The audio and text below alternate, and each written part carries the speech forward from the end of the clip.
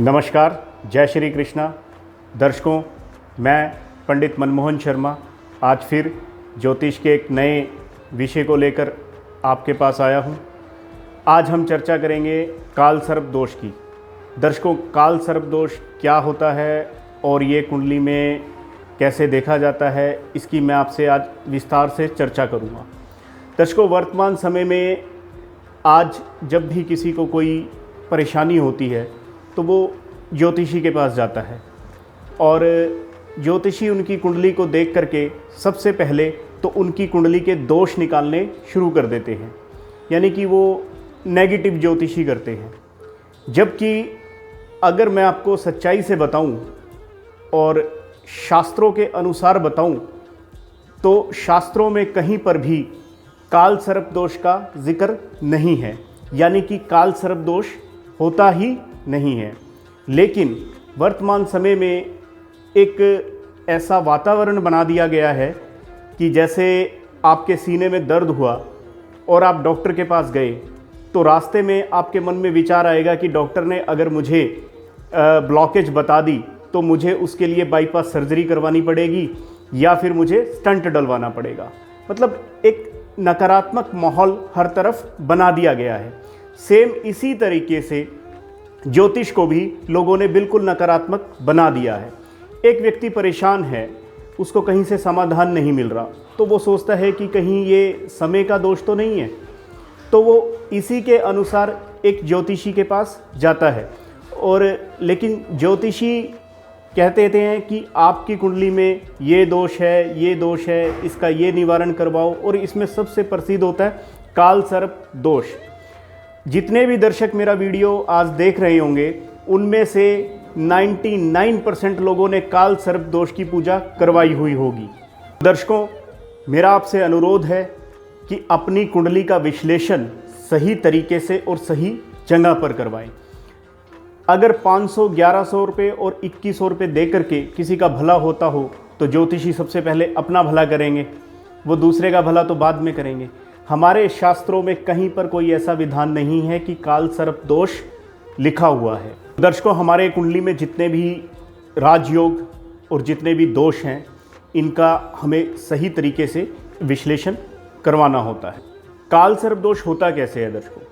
आप ज्योतिषी के पास गए और ज्योतिषी बोलते हैं कि आपकी कुंडली में राहु और केतु के प्रभाव में सभी ग्रह हैं जिसकी वजह से काल सर्प दोष है।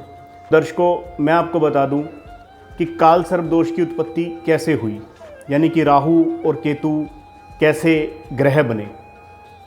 स्वरभानु नाम का एक राक्षस था और जब समुद्र मंथन हो रहा था उसमें से जो अमृत निकला, अमृत को पीने के लिए जो स्वरभानु नाम का राक्षस था वो देवताओं की पंक्ति में सूर्य और चंद्रमा के बीच में जाकर बैठ गया। अब सूर्य और चंद्रमा ने उसको पहचान लिया और भगवान विष्णु जो मोहिनी के रूप में उस समय अमृत को पिला रहे थे, उन्होंने उस राक्षस को काट दिया, उसका धड़ अलग कर दिया और शरीर अलग कर दिया। यहीं से राहु और केतु की उत्पत्ति हुई। लेकिन वो अमृत का पान कर चुके थे, यानी कि वो अमर हो गए। अब भगवान विष्णु ने उनको कहीं ना कहीं तो स्थान देना था, तो उन्होंने उनको एक तारे के रूप में स्थापित कर दिया तारामंडल में। इसीलिए हम उनको छाया ग्रह भी कहते हैं। राहु और केतु जिस भी ग्रह के साथ बैठते हैं वो उसका प्रभाव ले लेते हैं, उनका अपना कोई रिजल्ट नहीं होता। और वर्तमान समय में तो ज्योतिषियों ने काल सर्प दोष के साथ अगर किसी की कुंडली में राहु के साथ सूर्य बैठा है तो वो एकदम से बता देते हैं कि आपकी कुंडली में ग्रहण दोष है। और अगर चंद्रमा के साथ बैठ गए तो उसको कह देते हैं कि ये भी ग्रहण दोष है। ये एक मिथ्या भ्रम फैलाया हुआ है। जब भी बालक का जन्म ग्रहण के समय हो, ग्रहण दोष सिर्फ तभी होता है। हमें ये बात ध्यान रखनी है। अब दर्शकों, वर्तमान समय में आप जब कुंडली लेकर जाते हैं तो अगर एक ग्रह भी बाहर हो, जैसे चंद्रमा बाहर हो, तो कह देते हैं कि आंशिक काल सर्प दोष है। सूर्य बाहर हो या मंगल बाहर हो तब भी कह देते हैं कि आंशिक काल सर्प दोष। ये सिर्फ और सिर्फ एक नेगेटिव ज्योतिष है, इसके सिवा कुछ नहीं। हमें ज्योतिष के स्वरूप को ख़त्म नहीं करना है और अच्छे तरीके से और पॉजिटिव ज्योतिष को लेकर के जीवन में आगे बढ़ना है। मैं आपको इसके और विस्तार से बताता हूँ। जैसे मान लो पिछले साल अप्रैल 2019 से दिसंबर 2019 तक राहु और केतु के प्रभाव में सभी ग्रह थे, सिर्फ चंद्रमा की पोजीशन चेंज हो रही थी। तो इसका मतलब ये हुआ कि 6 महीने में जितने बच्चे पैदा हुए उन सबको काल सर्प दोष, उन सबके जीवन में कठिनाइयाँ आएंगी। आप ही बताइए दर्शकों, क्या ये व्यवहारिक स्तर पर ठीक है बात?